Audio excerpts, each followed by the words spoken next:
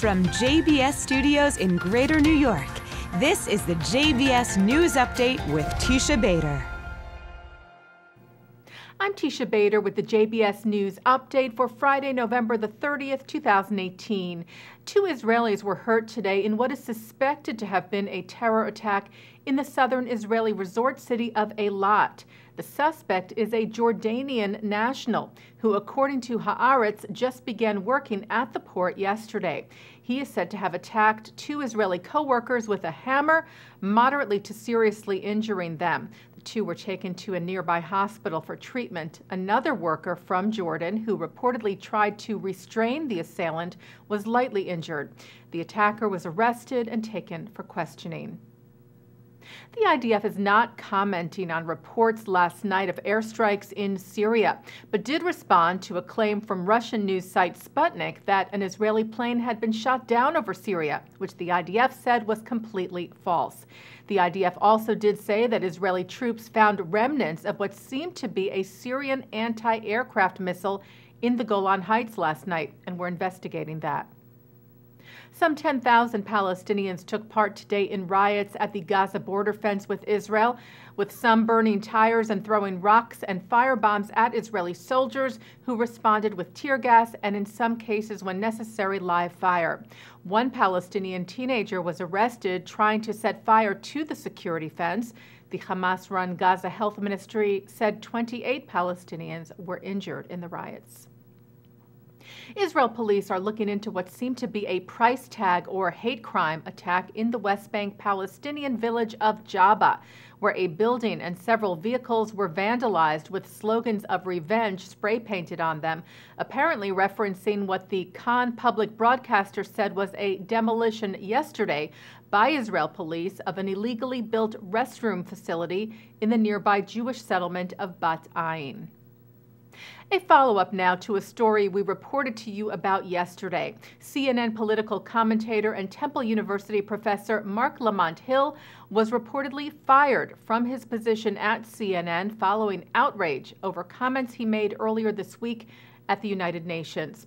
We told you that while addressing an event for the International Day of Solidarity with the Palestinian people at the UN, Hill, among other remarks, used the phrase, "a free Palestine from the river to the sea," which is associated with and understood as calling for the elimination of the State of Israel. Jewish organizations were outraged at the usage of the phrase. Hill later denied that this was his intent. Mediaite reports that they were told by a CNN spokesperson late yesterday that Hill is no longer under contract with CNN. Holocaust scholar Randolph Lewis Brahm has died. Brahm, whose family was killed in the Holocaust, was a founding member of the U.S. Holocaust Memorial Museum. He was a prolific writer and twice won the Jewish National Book Award for his 2-volume The Politics of Genocide, the Holocaust in Hungary, and his 3-volume The Geographical Encyclopedia of the Holocaust in Hungary. Brahm was presented the 2015 Mensch Award at the Museum of Jewish Heritage in New York City, which we aired here on JBS. He died Sunday from heart failure. He was 95. A replica of a statue of French Jewish officer Captain Alfred Dreyfus that stands in Paris now stands in Tel Aviv. In 1895, Dreyfus was falsely accused and convicted of treason and sent to exile in Devil's Island in French Guiana.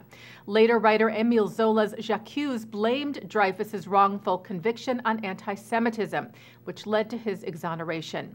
Mayor of Paris Anne Hidalgo joined the mayor of Tel Aviv, Ron Huldai, at the unveiling of the replica Tuesday, later writing on Twitter that the statue symbolizes the fight against anti-Semitism, a common struggle, she wrote, for our 2 cities.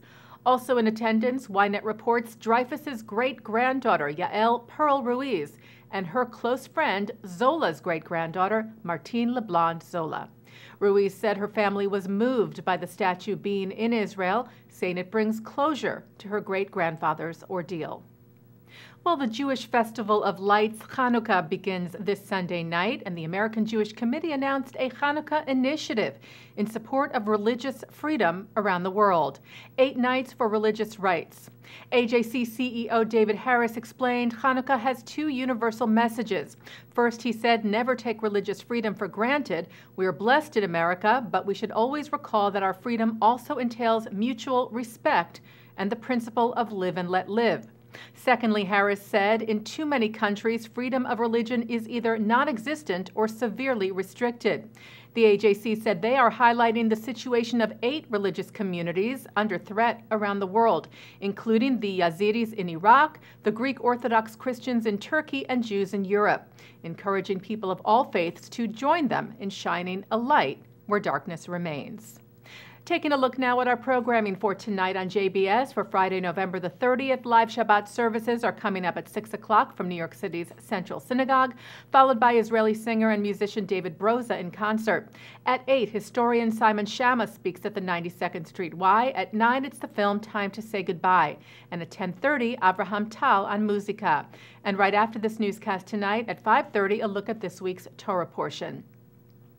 And one additional JBS programming note for this weekend. Tomorrow night, the first Saturday of the month of December, JBS premieres its original monthly variety series, The Jake Ehrenreich Show, taped before a live audience at the Triad Theater in New York City.